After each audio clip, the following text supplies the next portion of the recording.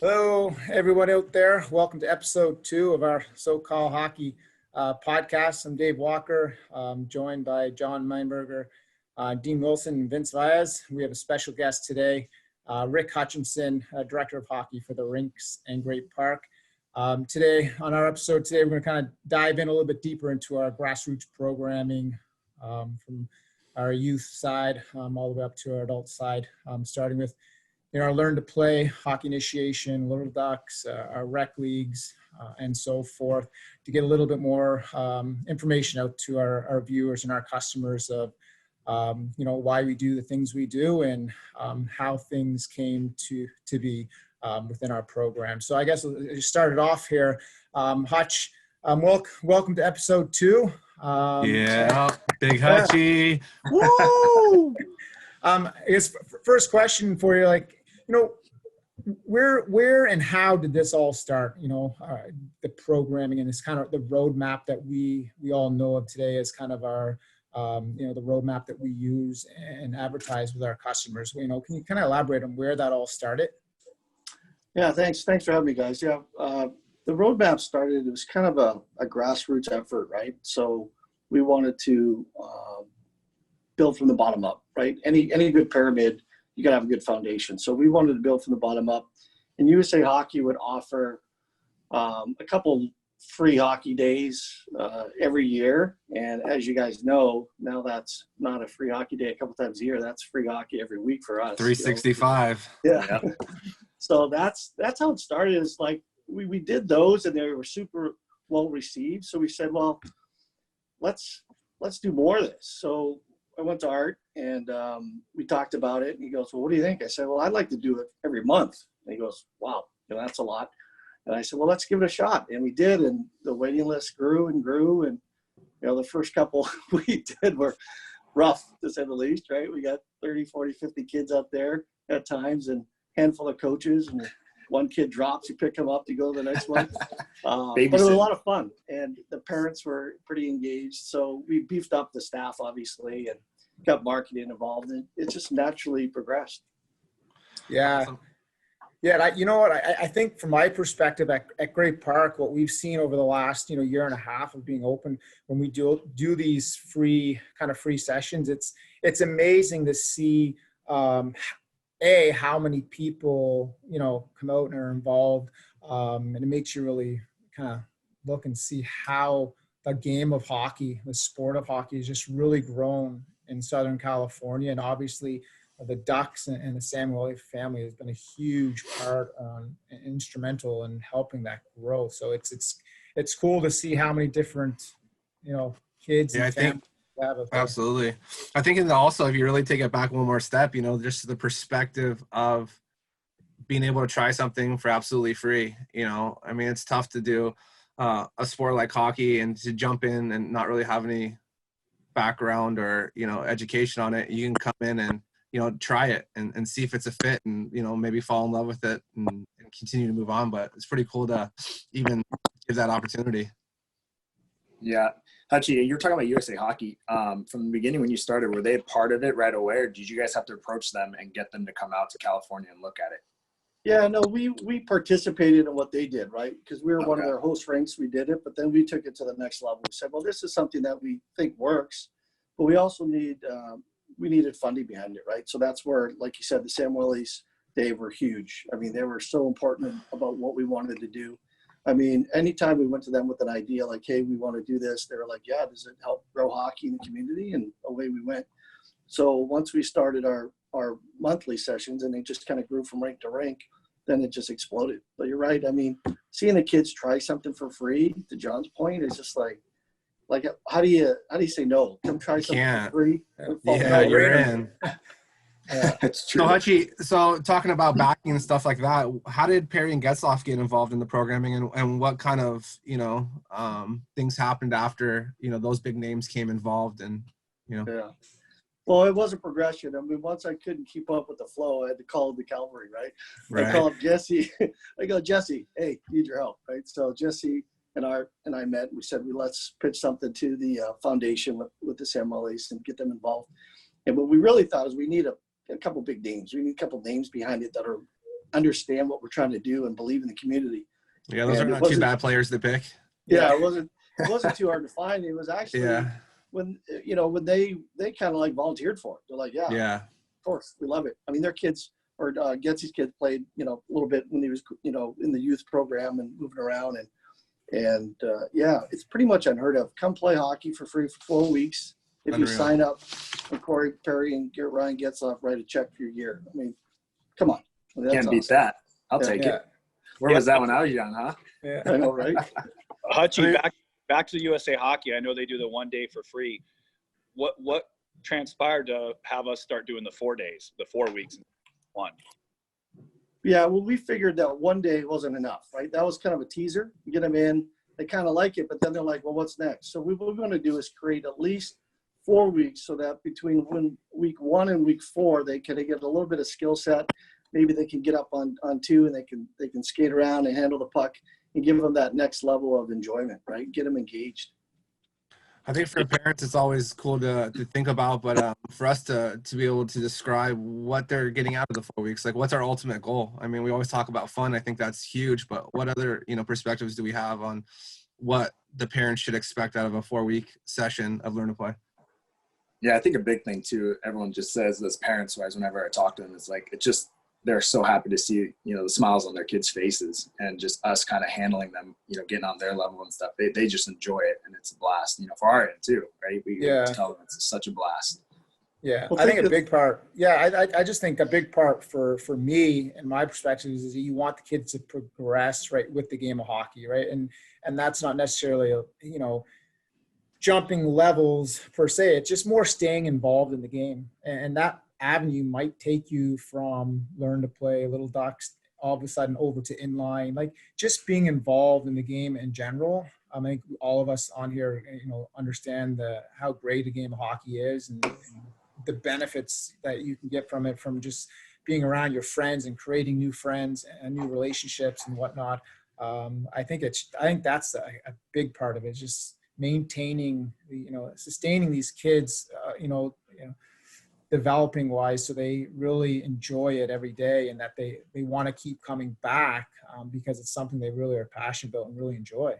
Yeah, the hardest thing I think for me, one of the cool things is what Vinny and Dave were kind of going off of, is just the fact that you're part of their hockey journey, whether they continue to go on to become hockey fans, as much as they're gaining so much out of us, I think each one of us just described how much we gain out of it as well. Right. So I think it's a twofold situation. It's pretty cool to know that, if they choose to move on, that, you're going to see their faces and you're a part of, that initial opportunity to fall in love with the game. That's why we're all in this forum. So I think that's awesome. Yeah. And you always have a handful of kids that end up, not enjoying it right away. And that's okay. Right. We always talk to the parents and let them know that just come back next time, or, we'll just get you in another session. And then they end up coming back a little older and then they're having fun. So it's like, absolutely. Yeah. Well, think about the social aspects that it brings, though, right? It gives them independence. Huge. And it puts them around other kids, and they get new friends. I don't know about you guys, but if you have hockey friends, they're most of the time friends for life. Yeah, it's all lifelong. When you meet a friend at school, chances are a lot of times you might keep in touch with a handful, but when you meet a hockey friend, or they're friends for life usually. So that's awesome. Yeah.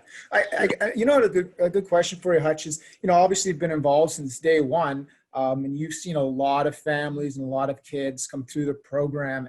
And now looking back where you are right now, seeing that some of those kids that came through the programs are now actually working in the program and helping grow the program. How do you, when you sit back and look at that, obviously it's that's great to see that not only have people gone through the program, but they've enjoyed their time and respected what was put in front of them, that they want to come and kind of help give back. What are your, when you look at that, what kind of memories and what kind of thoughts go through your head when you see that now? Well, you see this face, that's where all those wrinkles are from. Right? It makes me proud in a way, because, we have a lot of kids. Some of our coordinators, and I know Vinny grew up in the program younger, but Zealand, Nathan, there's a lot of kids that have grown up in the program, and now they're either coaching or they're aging out and they're doing other stuff, and they go away and play hockey, and then they come back and they end up becoming employees and coaching. And I guess for me, I like the fact that we taught them something that they love and they want to come back and give back, right? Giving back is a big part. And that's one of the reasons we started the Giving Back coaching program, right? Is to, so coaches that come through our program, that then give back. So it's a pretty good feeling. And it feels like family to me. It feels like family. It was Yeah, pretty I think cool a cool yesterday when thing- you had a moment, when you had that moment with Carlos Rich yesterday. Carlos Rich is a coordinator for us over at Anaheim. And you just said, hey, Carlos, when was the last time you were, when were you in Learn to Play or whatever it was? And he was like, you remember, he started late, but I mean, he came in as like 11 or 12, I think, as a Learn to Play. And he, and he was, his skill set, actually, he played a little street roller hockey, but he came through and he did really well. Ended up playing travel hockey, high school hockey, right? yeah, for And Beckman. then what a coach for us, and then transition into youth hockey. What better story is that? Yeah, right. Yeah. But I think a cool thing too is since the high school hockey league started, I mean, at least on our team, Hutch, a lot of the players, they started late and they're working at the rink, right? They're not necessarily coaches, but they just got jobs there because they love being around that atmosphere, right? That camaraderie amongst their other teammates. So it's really cool to see as well. I think we're creating a bunch of lifers like me. Yeah. Right. Hutchy, to build off the Learn to Play, I know we talked about how much it does for our programming, for our buildings, but what do you think it's done for, people around us? I know that's a big thing as we kind of share the love in a lot of ways. Yeah, we do. I think, of course we would love them to stay in our buildings, but that's not what we're doing. We're trying to create hockey players and hockey fans. And I think that's a testament to our ownership. It's like we'll go to other buildings and host Learn to Plays, Right. and knowing that they're going to end up probably signing up there. But that's okay. I mean, we're creating, in the overflow that we can't handle, they go to other buildings. So even though we're growing, and I know our brand is growing, we're still continuing to hope to help other rinks as we grow. I mean, that's the whole point of creating hockey fan bases. Absolutely. That's true. Very true. How about, we've seen a huge increase with our rec league over the last couple of seasons, to the point now where we've separated into our divisions of East, South, and West. And we're seeing those divisions really growing. Looking back at the start of our rec league, when obviously none of us were around at that beginning time, but when you look back from where we are now to where we started in that rec hockey, what do you think has been the biggest impact to see that growth? Yeah, I think a lot of it does go back to the grassroots and putting a lot of emphasis on teaching the game, right? I know when we first started, there weren't very many rec players. Maybe we had 100 or 100 and so. And at the time, club hockey was pretty popular, and everyone was fighting over the same player. As soon as a player got good, everyone wanted him, right? So I myself and Art, and we took a different approach. Like, I want to create new hockey players. So we put a ton of emphasis on hockey initiation and made that like our highlight program of the week, the spotlight, man. We just had fun. We got people fired up. And then through that, we transitioned them into the rec league, and it just slowly grew. And as we picked up other arenas, obviously it grew more and more. But yeah, I think that emphasis on teaching the game versus, trying to take another player, just trying to create new players was the big success for that. Yeah, Hutchy, to step back just a little bit, I know we're talking about our hockey pathways, and we talked about the initial, thing of in-house and then Learn to Play. What was the need to create this path? Was it just the fact that we've gotten so big, or so many people started to come by? You're like, wow, we can't just start with one. We need to create a model and a plan to develop and move on. So how was that all created? Well, hockey in California is in a real traditional market, as you know, right? So I think even though parents and families watch the sport and they go, wow, this is awesome, but they don't really know how to get into it, right? So what we noticed was, people coming through the program and their kids falling in love with it. And they're like, oh my God, I know nothing about the sport, but my son loves it or my daughter loves it. What do I do? And it's like, instead of, we would go through the spiel so many times, and I'm like, we need a roadmap spiel, right? We need something that we can put on paper and we can kind of follow and guide them. Because I think even though USA Hockey does a great job for parent education, not everyone has USA Hockey on speed dial, right? And right up their web link. So, I mean, we had to create an avenue for our own customer base of what we thought was best, steps. Absolutely. What's interesting is when you talk about parent education, even though we've grown so much, it's something that we talk about in our meetings consistently. Yeah. Now. It's just really just never goes away, right? That, right? It doesn't. It's just what you guys are doing here, I think, is going to be a big part of that communication parent education. aspect. Yeah. Yeah. I mean, Talking about those little topics, right? That people have questions about. Well, and I think that like the kind of the genesis of this whole kind of the podcast thing, I think when we discussed it was we can all send an email out and you read the email and 10 people read it and they can all get different messages from that Or email. you don't read it. or they don't read it, right? I think this kind of format, read the spam. I think this format allows us to really kind of dig a little bit deeper into it and really explain the step-by-step of why we're doing things, or the importance of doing step A, then B, then instead of jumping right into step C. I think this kind of platform really helps us, allows us to really put the information out there that allows people to really listen and really kind of get a better understanding of why we're doing this and why we request. And even look at it a little further, right? Like, how cool is it? We talk about growth. I mean, look at the growth to the point where you have to come out and think outside the box to create a podcast to communicate with your people, essentially, right? 2020.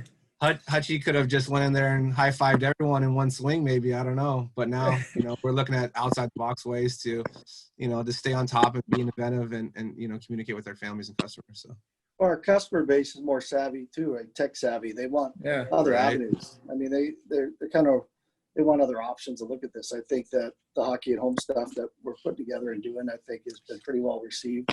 Right. And it makes us think about our business. Like, is this something we're going to continue down once we get past this little crisis, which I know we all will, right? But does that have value? I think it does. And I think we'll have to tweak it and make an adjustment. But I think there's tons of things we can do. So, hats off to you guys for putting this together. So, Hutchy, we had the 4-week program, obviously, which is our Learn to Play. The initiation, the 6-week program, the Little Ducks, how was that integrated and how was that, unveiled? And, what was the purpose of it all? I know that the NHL and the Ducks kind of took a little bit of that. So a little backstory on the Little Ducks. Yeah, I think the NHL wanted to get in that grassroots. They wanted to buy into that a little bit more. And I think they wanted to create a pathway.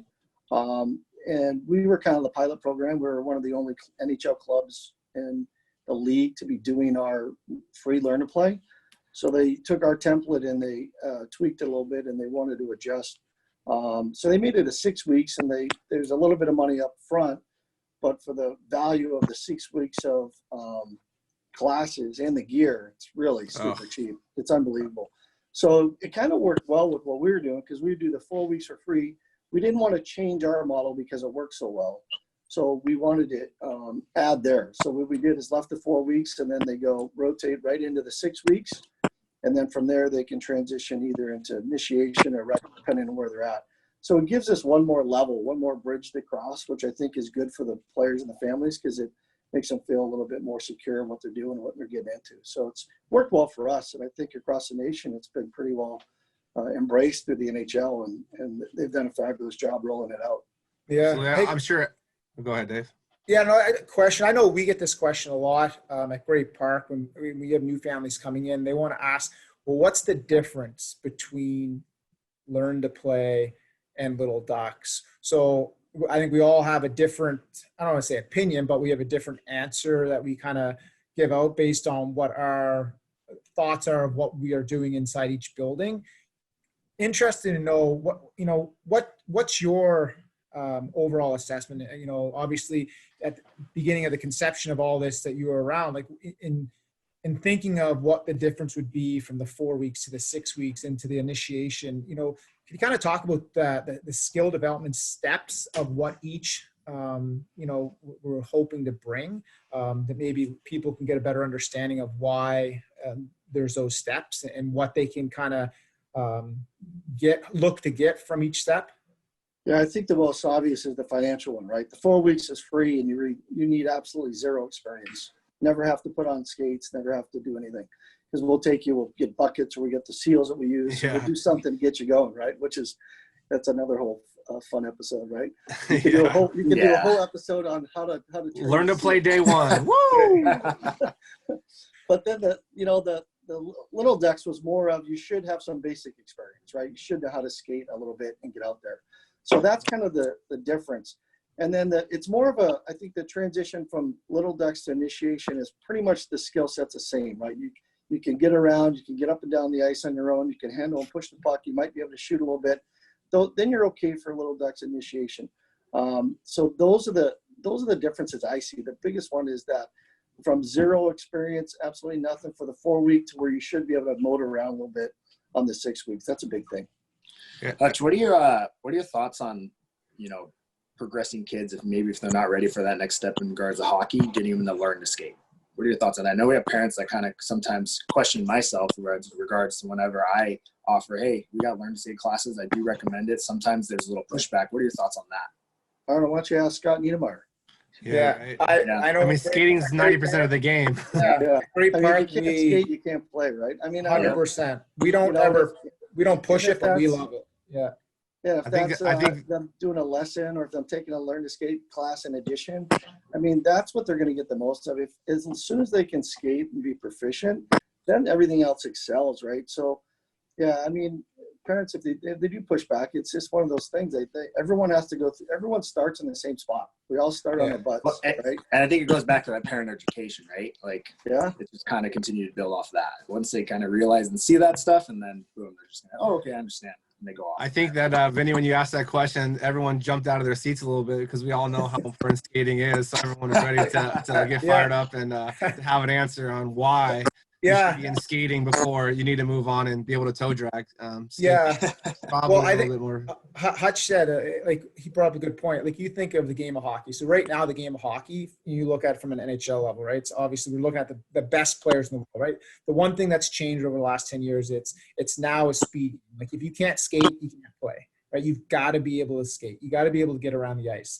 And I look at it, it's like these kids that come in and they ask these questions, where do you think the next step for my child is? And you say, I think they could really benefit from a session of learn to skate. I think a big misconception is like, well, my son or daughter is not going to have a hockey stick in their hand, so they don't want to do it. And it's like, I understand that from a parent's perspective, and your kid's not going to be engaged maybe, but I think we really got to do a good job of really explaining the benefits to it long term, right? It's a short snippet of time that, they'll be doing that skating, but once they get through that, and then they get back on the ice, the on ice stuff is going to be much more enjoyable. And they're going to have, they're going to be satisfied much more with every session they go to because they feel like they can do more. And when they feel like they can do more, I think that they're going to, all of a sudden fall in love with the game faster.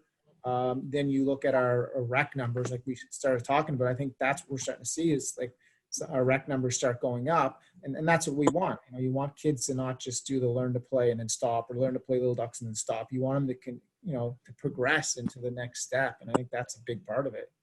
Yeah, and David, off of what you said, when you asked, what our perspective is on, 4 to 6 weeks, what learn to play and Little Ducks is, I think one of the biggest things that I take away from it is, as a parent, is the fact that you're able to be involved in the program for 6 weeks. And Hutchie mentioned, with the sign up of that, you get a gear voucher, so you offset that cost and get a full set of gear, which is unbelievable, and then try again in a little bit more developed capacity to try for 6 weeks and to see if they really want to be a part of it. The worst thing you could do in some ways is embark on this sport, take the financial burdens that it might bring on, and then ultimately, your son or daughter decide, hey, this is not for me. So I think it's a pretty cool, way to even things out and still get you on the ice. John, you got the best part of it, man. Your son's a goalie. At least one of them is a goalie. Yeah. I don't know how I got in that one. But, yeah, it's so funny. It's true. Hutch, I know you've talked about previously, with the rinks, you're at the Irvine rink, the barn, right?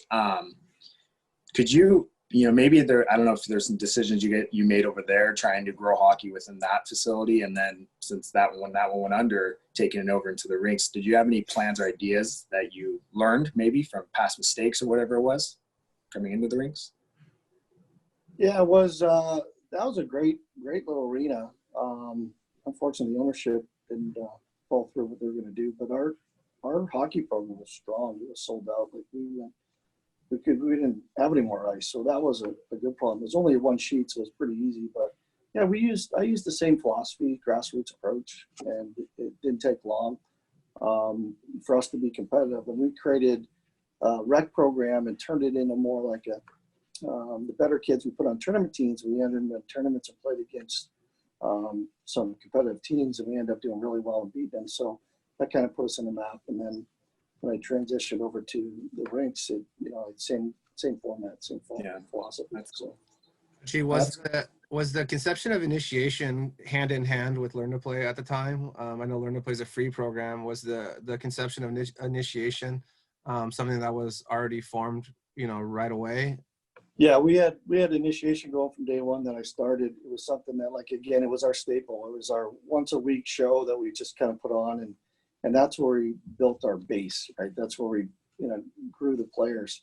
Many of the players that you were mentioned earlier that had, grown up through the program, gone on and played high level hockey, come back, and then some employees or some guys that come back to do that, like even Kyle Gonzalez, that's grew up in a program, went to college and played a little bit of minor pro and still helps us once in a while. So those kids are the ones that have started that program for sure. Yeah, I guess this question's for everyone on the panel really, is just like how, in our own ways we're there every week, looking at initiation. How important do you guys think this is, to our overall development for kids and, the structure that we create for them to start off on the right foot and the foundation that we're kind of developing with them? I think it's imperative that we have it, because I know for us at Great Park, if you look at our rec, our rec numbers, and you go through, we have a high number of kids that are now flowing into our rec league that came from our grassroots program. So it's our grassroots program, whether it be the Learn to Play Little Ducks and especially the initiation, a lot of these kids are flowing from that initiation into the rec and following that gradual roadmap that was created years ago. And because of the following of the proper steps along the way, our numbers are growing, and we're seeing the kids as they progress, they're progressing in the right manner and they're getting the right steps along the way. And it's just overall, it's just helping from a numbers perspective, but then you look from a skill set, kids have gone through those weeks prior, working It's on never bound to build a foundation, right? No, they're building that foundation first for a number of weeks. And when they step into the rec league, they're more capable of A, keeping up, and B, enjoying it because they've got the proper foundation behind it all. What do you think? You're quiet over there on the screen. Yeah, you've been around for a long time. Do you know? Yeah, no, I'm not quiet. I'm muting once in a while because Vinny's telling me I'm checking up again on the phone. That's good. You got that iPhone too. iPhone 2s don't work nowadays, bud. Is that a flip phone? Yeah. Zach Moore's phone. No, but yeah, no, I totally agree with everything talking about the 4 weeks. The key for me is I always get the question, usually by Little Ducks, like, my kid wants to be on a team. When's he ready? And it goes back to what Walk said and all that. You got to learn to skate first. There's no rush. You can do another session of initiation. So, but by the time, if a kid does the full, 4 week, 6 week, and then say he does about 10 weeks of initiation, they're usually ready to move on. So that's where the roadmap comes into play. It helps to show the parents. And the big thing, the parents see the development. We all know after the 4th week of Learn to Play, when the parent sees their kids smiling, number one, but number two, he says, wow, my kids can skate from one end to the other now. Right. And without the seal. Victory. Yeah, right? without the seal. From the seal. Yeah. Buckets. If you think about it, those initiation kids that are on your ice, you might look and go, well, he can barely skate or he's getting there. That's going to be a double or AAA player in 6 or 7 years. Absolutely. Yeah. Hey, Hutchie, there's already some coaches watching our initiation. They're already checking their name on the list. Especially if you ask the parents, they're already AAA players. Yeah. Oh, man, that's funny. Yeah, definitely. Well, I know back to the rec league, I guess over the years, there's obviously been a lot of different names, right? Team names and division kind of concepts. Is there any that jump out at you, Hutch, over the years of ones that you really liked or ones that you were like, like to erase or? There's a few. I think we had a lot of fun ones. I mean, we tried to make it fun every year, come up with creative names, but I think crappy cars from the 70s, I'm not sure how well it went over. Right. I know the parents always wonder. Team Pinto, Team Chevette. Yeah, the parents always wonder where we create these names. Yeah. Our reality is there's not enough hockey content to have names season after season for the last 20 years that are fairly fresh. So It's funny you say that. Is part of it's it. funny you bring that up because we get so many comments on that. You know, either right. "Oh, that's awesome," or you might get the one parent that didn't like their name, and then the one's like, "Oh, why did you guys name it that?" You know. I remember we did the basketball teams. I think it was basketball, and then we were getting ripped for that one. That was funny. So you know what? Like, I think this brings up a good point. Like for obviously the customers to know. So you send out survey stuff, and like and this is stuff that we're talking about right now. Like this is part of surveys, like names they don't like or concepts they don't like. Like we see these and we talk about them and we try to improve on them. And there's not a perfect science to it. I think we all know, but it's like, I think it's important for them, all our customers know we do take the time. We go through these surveys and really try to take everything in and to kind of figure out how we can get better. Absolutely. Hutchie always says, you never know what goes behind the screens and, and the doors. And, in our meetings, to add to what you said, Dave, is we definitely take all their, comments and feedback into consideration. And, our goals continue to strive to be better. It's come a long way. I could only imagine, Hutchie. But, with all these guys here on this podcast, on this forum, I think that we're all passionate about hockey and the growth of hockey within our company. And we're excited to what the future holds, so. Yeah. I got two questions for you, Hutchie, here, and we can kind of wrap it up here. But one question is, what do you think from over the last 25 years, if you had to pick one aspect, do you think that's been the, one of the major catalysts in terms of the overall growth and success that the Rinks and have had? And in 25 years more down the road, where do you like to hope we're at? Wow. Geez, but it's been a lot. First 25, start there. I'm trying to forget about the first 25. It's still a blur. No, it's been a journey, but I think our commitment as a group to development and really embracing the grassroots, I think was something that I think a lot of other people weren't doing, and I really thought from day one that was the way to grow hockey in the community. So I think our commitment to that, and I've liked the fact that it hasn't changed and it's only grown from that, right? So I like that, our marketing team now has a group of people, street team, that we can't even keep up. We got waiting lists, for the learn to play in the transition. So I think that's what I'd love to continue to see. And and to your guys' point, as we listen to feedback and as we tweak our roadmap, or we come up with new programs, or we change stuff, that's what I like to do as a team with you guys, is whatever we need to tweak, we will. I mean, and I think we're wide open. I think our customers, I hope they understand that. Is like, if there's something that we need to do differently, or if we think it will work better, we're going to try it. We're going to do it. Absolutely. We're open to it. Yeah, absolutely. I agree. Totally agree. And then the next 25, Hutchie. Next 25. Well, hopefully create a base that when I'm gone, you guys can run. No, it's been fun, but I think that more of the same. I think, the passion that I see with you guys and what you guys have brought to the table, and down through our coaching staff. I mean, you look back in the day, we had a handful of coaches, and now we have staff over 100-something coaches. You used to tap on their shoulder and say, "Hey, you're in." Yeah, raise your right hand and repeat after me. I'm a coach. Here's a tracksuit. So I think that feeling of the community and culture has really grown. Yeah. And it grew organically, which is what I thought was cool. It's like, I'm just trying to build a program, and then it kind of grew, and now it's kind of taken a life of its own. So I'm excited. I think the future is bright for hockey in California. I think everyone in USA Hockey and the NHL has recognized that California's a hockey hotbed, and our ownership has put us right key on the map. So I'm super excited and look for the future. Yeah, I couldn't agree more. Actually, I think that our community is huge, right? During these times, we talked about in our last podcast, but nonetheless, you really kind of see where everyone's at, and everyone's really misses being at the rink, and misses the familiar faces, and just misses the time together. So I think that's a testament to the company and to our owners and everything else everyone's doing. So Yep, I agree. Absolutely. So, well, guys, we're at the at the end of our that mark.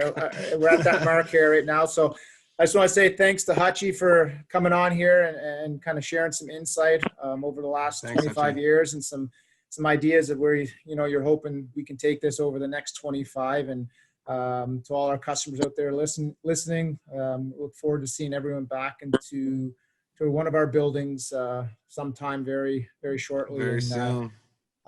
Thanks for tuning in to episode 2. Episode 3, we'll have special guest Jesse Chatfield from our marketing department on to kind of elaborate a little bit more on what we just talked about here, but more from the marketing side of their perspective of how they've helped the California hockey landscape grow to what it is today. So again, thanks to everybody for tuning in. Hope you got a little something out of this, and we hope to see everybody soon.